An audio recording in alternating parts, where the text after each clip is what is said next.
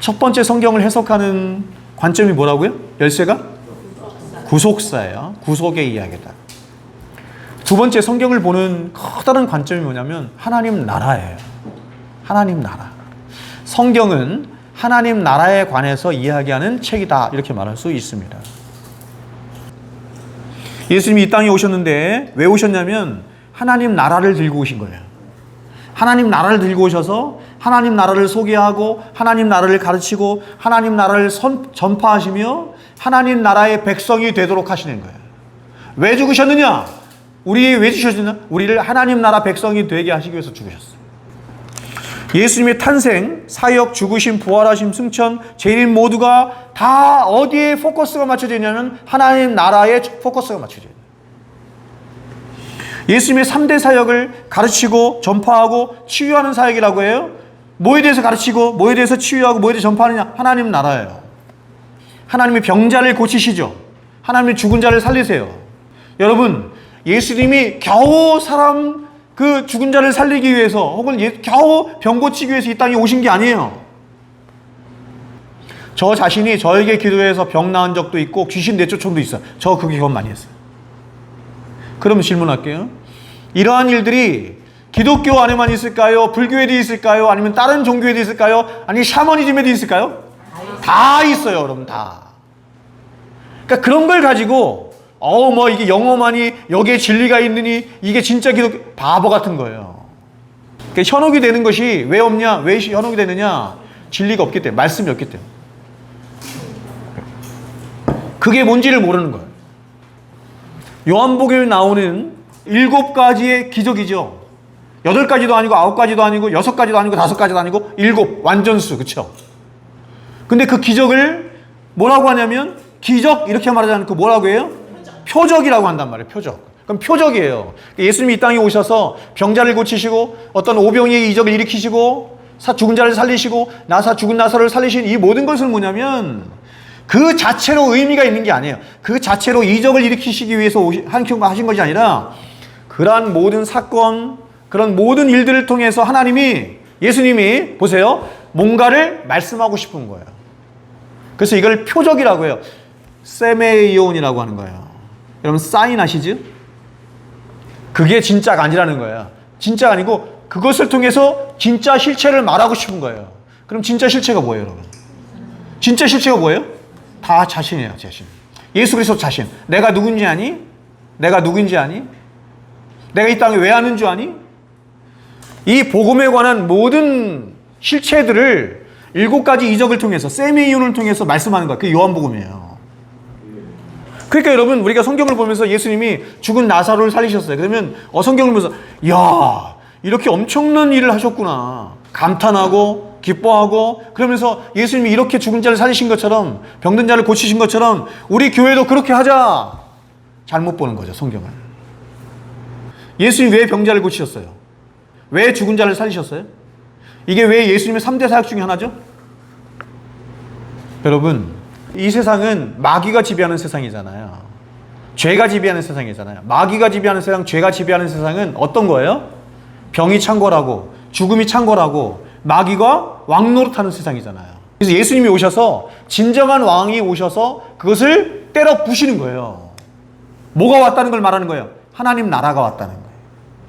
그거를 상징적으로 보여주는 거예요. 그래서 병자를 고치고 죽은 자를 살리시고 귀신을 쫓아내고 하는 게 뭐냐면 야 이제 마귀의 시대는 갔어. 하나님의 나라가 도래했다. 그 구원자가 왔다. 이거를 말씀하는 거예요. 세메이요. 그러니까 그렇게 봐야 되는 거예요, 성경을. 여러분 겨우 사람들 병자 고치기 위해서 하나님이신 예수님이 오셨겠습니까? 그렇지 않아요, 여러분? 잘 생각해 보세요. 그러니까 교회가 그렇게 따라가면 안 되는 거예요. 뭔지를 알아야지. 실체를 알아야지. 본질을 알아야지.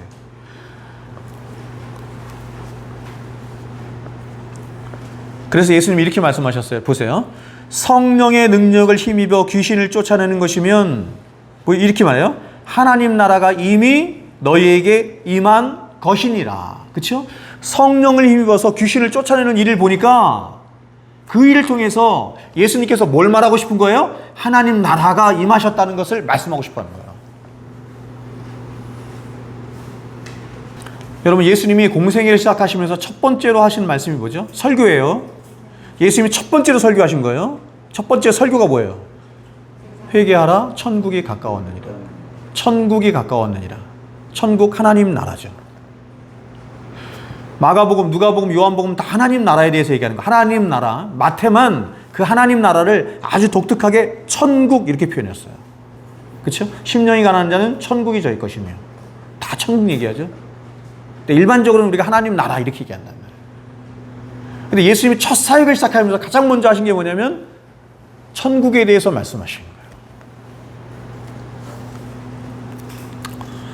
그러면 예수님이 부활하셨죠? 부활하신 후에 승천하시기 전까지 40일 동안 지상에 머무르셨죠? 뭐 하셨어요? 하나님 나라를 전파하셨어요. 똑같아요. 그러니까 그분의 관심은 하나밖에 없어요. 하나님 나라밖에 없어요. 마태복음에 예수님의 5대 설교가 등장하는데 그 모든 5대 설교의 핵심이 뭐냐면 하나님 나라예요. 하나님 나라. 자, 산상수훈 볼까요? 산상수훈. 산상수훈은 하나님 나라에 대한 가르침이에요. 근데 그 하나님 나라에 대한 가르침을 시작하실 때 가장 먼저 뭘 말씀하세요? 하나님 나라에 대해서 선포하시면서 시작되는 거예요. 여러분, 그럼 이 하나님 나라는 어떻게 들어가요? 자, 산상수훈 구성 마태복음 5장, 6장, 7장이죠. 하나님 나라의 복음이거든요. 이 하나님 나라가 어떻게 들어가는지를 먼저 원리를 말하고 원리를 가진 자가 어떻게 사는지를 말하는 게 똑같아요. 성경은 항상 그런 식이에요. 산상수훈의 그 주옥 같은 말씀들이 있죠. 하나님의 백성들이 살아야 할 삶이에요. 그 모든 삶을 살 수 있는 비결이 뭐예요? 팔복이에요. 원리. 그래서 팔복이 먼저 있는 거예요. 천국이 먼저 임해야, 천국을 들어갈 수 있는 원리가 임해야 그 다음에 천국의 삶을 살 수 있는 거예요. 하나님 백성이 아닌 자에게, 세상 사람들에게 성경을 아무리 내밀어야 이해하지도 못할 뿐만 아니라 그렇게 살 생각도 없고 살 수도 없어요. 하나님 백성만이 성경을 들이미니 그 성경이 하나님 말씀으로 여겨지면서 믿어지면서 그 말씀을 통해서 구원받고 말씀을 통해서 깨닫고 말씀을 통해서 회개하고 눈물을 흘리고 말씀을 통해서 하나님 앞에 나아가는 거예요. 누구만? 하나님 백성만이. 그렇죠? 그래서 팔복이 원리예요. 원리라는 문제는 천국은 어떻게 들어가는가, 어떤 사람이 천국을 누려받는가 하는 것이에요. 여러분, 천국 백성의 특징을 말하는 겁니다. 팔복이. 천국 백성의 특징이 뭐예요? 8가지 복이에요. 세상 사람들은 이걸 복이라고 말하지 않아요. 근데 성경은 이게 복이에요. 보세요. 하나님의 백성은 천국이 임한 하나님의 백성, 진정으로 하나님의 나라가 임한 회개한 하나님의 백성은 이 8가지 복을 복으로 여겨요. 심령이 여러분 가난해질 때, 아, 이게 내게 복이구나. 마음이 행복해져요? 그렇습니다. 그리스도인만 그래요. 세상 사람들은 절대 그렇지 않아요. 상한 심령, 상한 심령이라고 하죠. 가난한 마음을, 가난하고 애통하는 마음을, 첫 번째 복이 가난한 마음이고 두 번째가 애통하는 자는 자이잖아요. 그렇죠? 마음이 가난한, 심령이 가난한 자는 복이 있어요. 천국이 저희 것임이죠.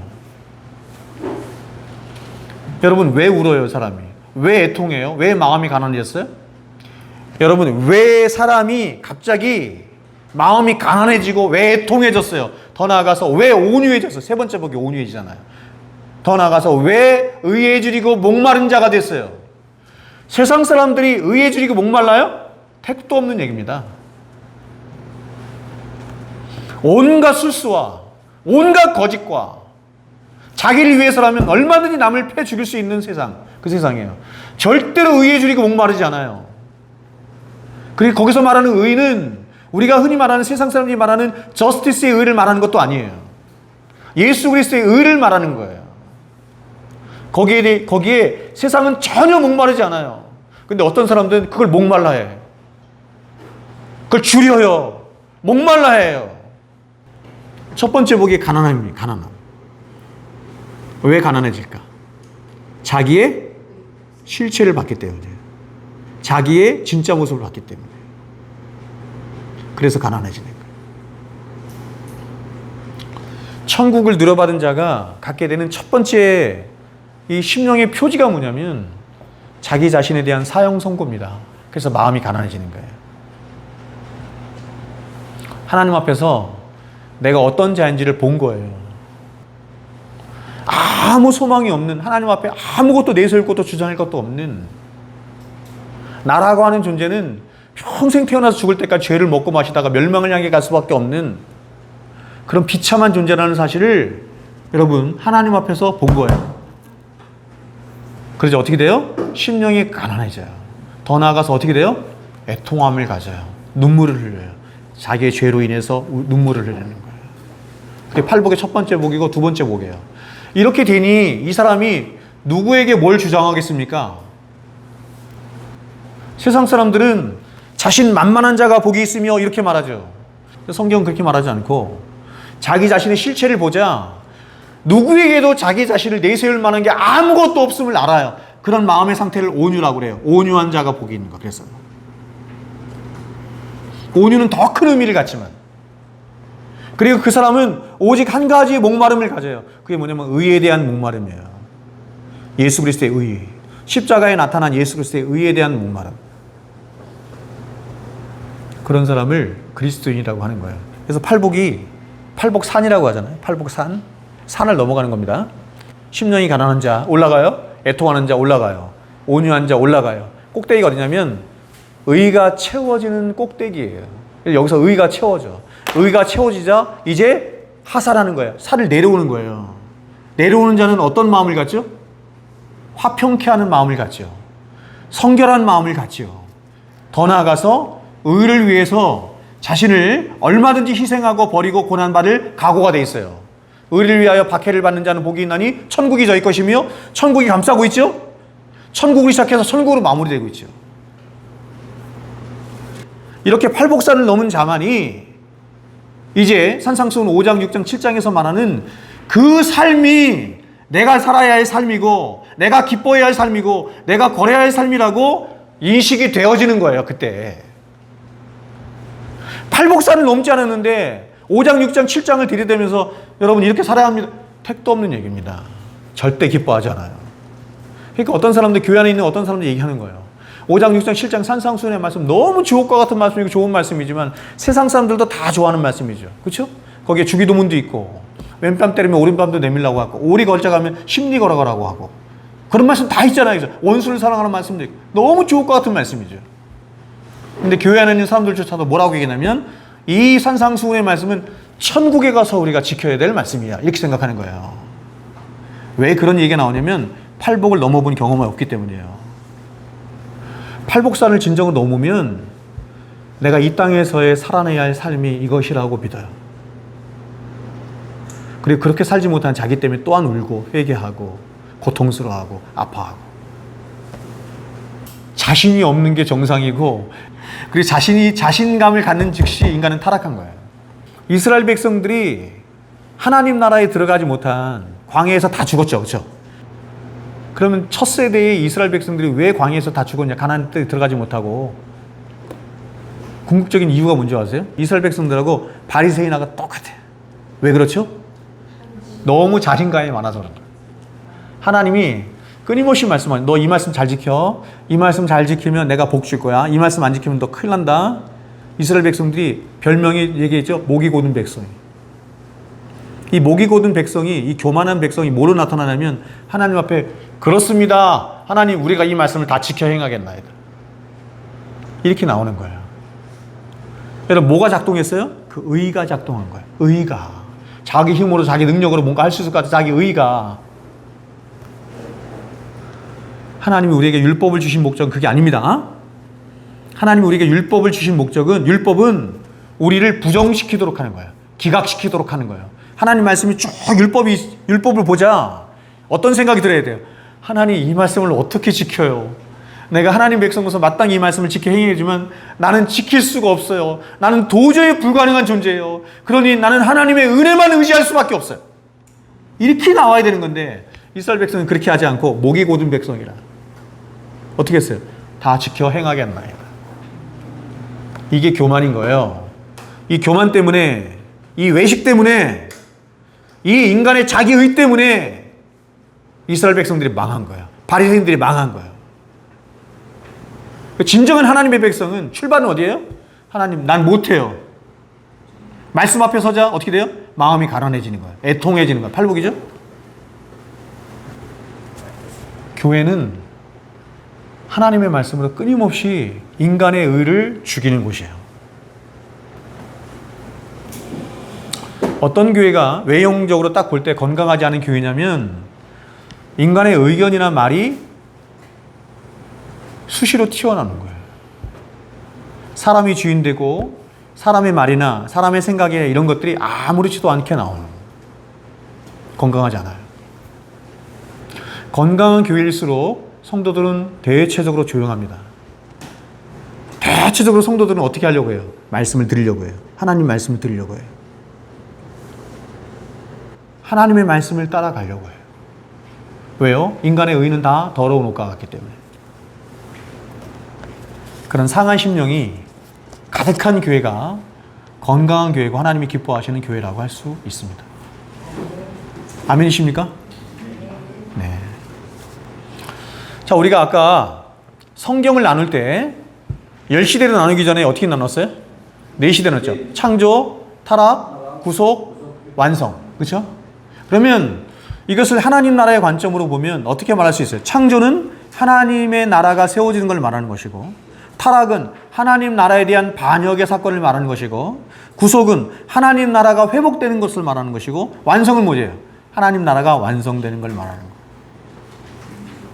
창세기에 있는, 특별히 창세기 1장에 나타나는 첫 창조의 이야기는 그림자예요, 여러분. 그림자. 첫 창조 그 자체가 목적이 아니에요. 하나님의 궁극적인 목적은 이 세상이 아니에요. 하나님이 에덴을 창설하셨잖아요. 에덴을 창설하셔서 거기에 인간을 주셨잖아요. 그럼 하나님은 그 인간과 함께 에덴에서 영원토록 살기를 원하셨느냐? 그게 아니에요. 거기 시험의 장소예요. 어떤 면에서 보면 이 세상도 시험의 장소라고도 할 수 있어요. 하나님이 궁극적으로 꿈꾸시고 하나님이 궁극적으로 완성하기를 원하시는 나라는 이 세상 나라가 아니라 첫 창조가 아니라 하나님 나라예요. 근데 이 첫 창조에 하나님이 저 하나님 나라에 관해서 그림자로 다 보여주신 거예요. 그래서 이 첫 창조 자체가, 첫 창조, 이 세상 나라 자체가 하나님 나라의 모형으로 주어진 거예요. 에덴 동산 하나님 나라의 모형이에요. 우리가 살고 있는 이 세상 자체가 하나님 나라의 그림자이고 모형이에요. 그래서 예수님이 오심으로 하나님 나라가 완성이 되면 그림자는 없어지는 거예요. 파괴되는 거예요. 그래서 여러분, 믿음의 눈으로 보면 천지 만물에 하나님의 계시가 충만한 거예요. 하나님이 하나님 되신 뿐만 아니라 하나님 나라에 관한 계시들로 충만한 거예요. 하나님의 나라의 3요소가 주권과 영토와 백성이죠. 여러분, 하나님 나라는 굉장히 독특한데 이 세상 나라와 달라요. 이 세상 나라는 타락한 세상이고 죄가 지배하는 세상이기 때문에 인간들은 나라를 세울 때 하나님 나라의 3요소를 어떻게 했어요? 분산시켰어요. 입법권, 사법권, 행정권을 분산시켰죠. 그렇죠? 분산시킬 수밖에 없어. 큰일 나요. 근데 하나님 나라는 그렇지 않아요. 하나님 나라는 하나님이 통치하시는 나라예요. 입법도 하나님이 하시고 사법권도 하나님이 심판하시고 재판하시고 행정권도 누구에게 계세요? 하나님께만 있어요. 여러분, 하나님이 입법하시고 하나님이 재판하시고 하나님이 다스리시고 통치하시고 행정하시는 이 모든 것이 마땅합니까? 왜 마땅해요? 그분은 하나님이시니까. 이 세상 나라가 얼마나 불의합니까? 그렇죠?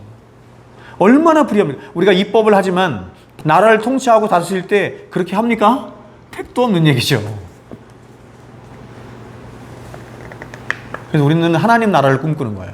완전하신 하나님이 통치하시고 다스리시고 입법하시고 판결하시고 하시는 그 하나님 나라를 꿈꾸는 겁니다.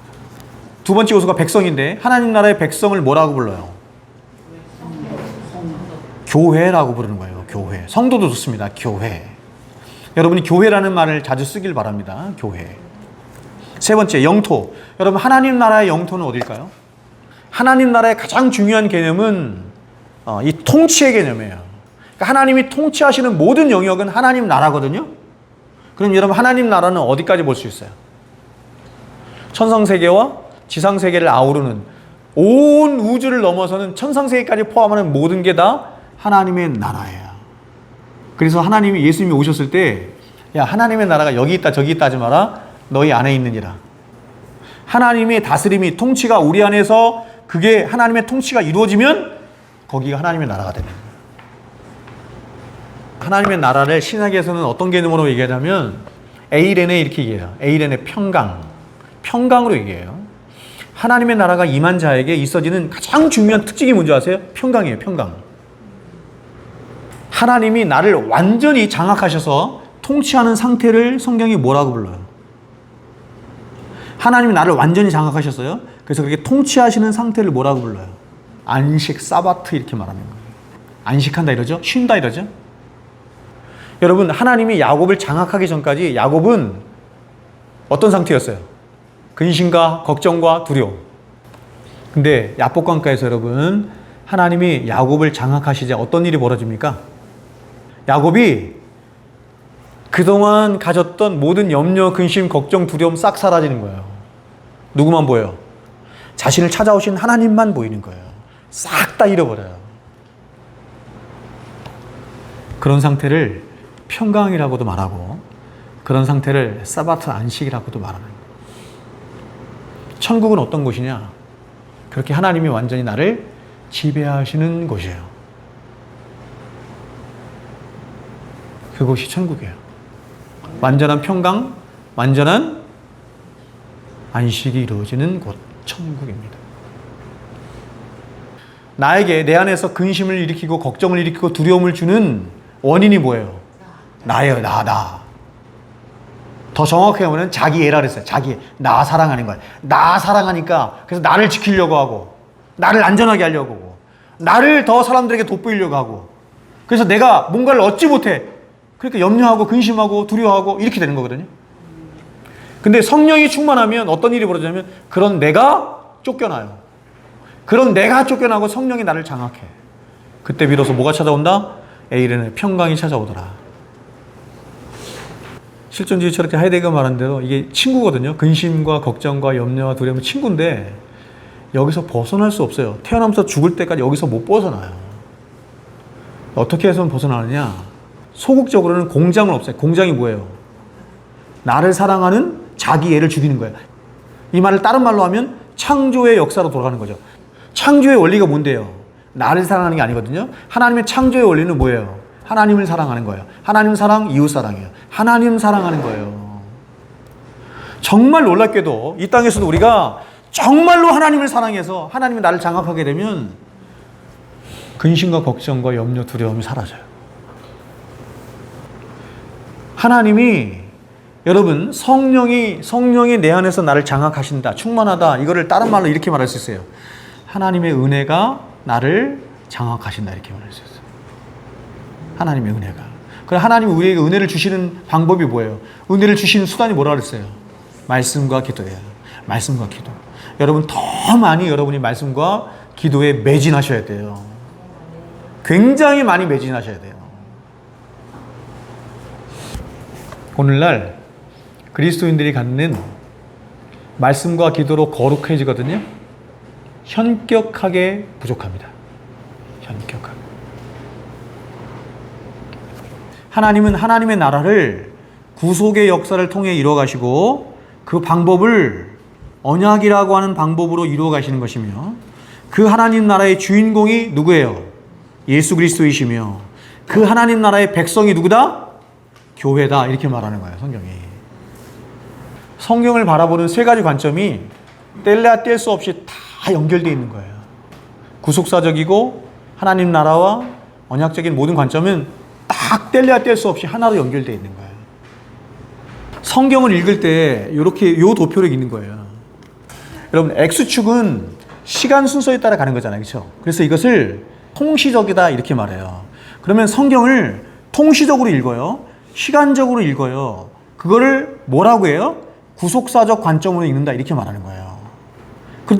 그런데 성경을 구속사적인 관점으로 시간적으로만 읽지 않고 공시적으로도 읽어요. 공시적이라는 건 뭐냐면 모든 시대에 나타나는 어떤 걸 말하는 거예요. 모든 시대에 읽어낼 수 있는 걸 말하는 거예요. 이게 Y좌표예요. 그러면 보세요. 구속사와 하나님 나라가 모든 시대에 모든 시간표 속에서 하나님의 나라가 어때요? 존재하잖아요. 그래서 그게 공시적이라고 하는 거예요. 그러면 여러분 통시적과 공시적 그 사이에 만나는 어떤 꼭지점들이 있을 거 아니에요. 많은 점들이 있을 거 아니에요. 그죠? 그거를 뭐라고 불러요? 무슨 역사? 하나님의 구원의 역사예요. 그래서 신학적으로 이렇게 되는 거예요. X좌표는 시간적으로 성경을 보는 거예요. 그것을 성경신학이라고 해요. 근데 성경을 그렇게 보지 않고 이번에는 공시적으로 보는 거야. 공시적으로 보는 것을 신학적으로 얘기할 때 뭐라고 얘기하냐면 조직신학의 관점으로 본다 이렇게 얘기하는 거야. 예를 들면 하나님은 시간적으로 2000년 전에도 하나님이 계셨고 1000년 전에도 하나님이 계셨고 500년 전에도 하나님이 계시잖아요. 늘 하나님이 계시잖아요. 그걸 뭐라고 한다고요? 공시적이라고 한다고. 구원이 일어나는 것은 1000년 전에도 있었고 500년 전에도 있었고 100년 전에도 있었고 지금도 일어나죠. 구원의 사건이. 그걸 뭐라고 그래요? 공시적이라고 한다고요. 조직신학. 그래서 구속사를 시대 구분하는 핵심이 언약이고 하나님 나라가 세워지고 이루어가며 통치하실 때 언약으로 통치해 가시는 거예요. 그러므로 구속사와 하나님 나라를 연결해 주는 동시에 구속사와 하나님 나라의 핵심이 뭐냐면 언약이에요. 여러분, 성경이 다 언약으로 돼 있어요. 얼마나 중요한지 모르겠습니다. 그래서 오죽했으면 성경을 어떻게 나눴어요? 구약, 신약 이렇게 나눈 거예요. 언약은 법이라고 그랬어요. 약속이라고 했어요. 하나님이 법을 세우시고 약속을 세우시고 하나님이 그 법대로 당신의 열심으로 그 법을 지켜나가시는 거예요. 언약을 이루어가시는 거예요. 그게 성경의 이야기야. 여러분, 구약 성경에 중심이 뭐 있어요? 창세기부터 구약 말라기까지의 모든 말씀을 두 등분으로 나눌 수 있는 핵심이 뭐죠? 모세예요. 모세. 성경은 모세오경의 중심도 모세예요. 모세오경의 중심된 인물이 누구예요? 모세예요. 모세의 일대기예요. 모세의 일대기. 모세의 일대기 속에 과연 모세의 일생 속에서 어떤 일이 있었나? 그걸 쭉 얘기하는 거예요. 그게 모세오경이에요. 근데 이게 얼마나 중요한 일이 있었냐면 모세와 맺은 그 언약을 중심으로 구약 성경이 전체가 다 전개가 되는 거예요. 성경은 창세기가 가장 먼저 나오죠. 그러나 여러분, 창세기를 기록한 자가 누구죠? 모세죠. 그럼 창세기를 읽게 된 원인이 뭐예요? 하나님이 창세기의 말씀을 왜 이스라엘 백성들에게 주셨어요? 그러니까 모세오경이라고 하는 말씀이 나오게 됐고 그 모세오경의 말씀에 창세기가 가장 앞에 배치를 했지만 사실은 이 모세오경에 있게 된 원인, 더 나아가서 창세기가 있게 된 원인이 있어요. 어떤 사건이 있어요. 그게 뭐죠? 시내산 언약이에요. 하나님이 이스라엘 백성들과 언약을 맺기를 원했어요. 언약의 핵심이 뭐예요? 내용. 언약의 내용. 나는 너희 하나님이 되고 너희는 나의 백성이 되는 언약이에요. 그거를 어디서 맺었어요? 시내산에서 맺었어요. 그럼 하나님이 왜 이스라엘 백성들과 언약을 맺으시려고 하죠? 아브라함의 언약을 기억하셨기 때문이에요. 그러니까 여러분 지금 이 모세 언약이 있게 된 원인이 뭐냐면, 이유가 뭐냐면 하나님이 이미 500년 전에 누구랑? 너희들의 조상인 아브라함과 언약을 맺은 거야. 내가 그 언약을 기억해서 너희의 후손에게 복 줄 거라고 했거든. 그래서 너희들과 다시 그 언약을 갱신하기 위해서 하나님이 이스라엘 백성들과 언약을 맺으시려고 보니까 백성을 삼으려고 하는데 그 백성이 어디에 있어 지금? 애굽에 있는 거야. 애굽에. 그럼 어떻게 해야 돼? 언약을 맺으려면 출애굽 시켜야 되는 거라서 출애굽 사건이 있는 거예요. 출애굽 사건이 출애굽의 중심이 아니에요. 출애굽계의 중심은, 더 나아가서 모세오경 전체의 중심은 시내산 언약이에요. 그게 목적이라니까요.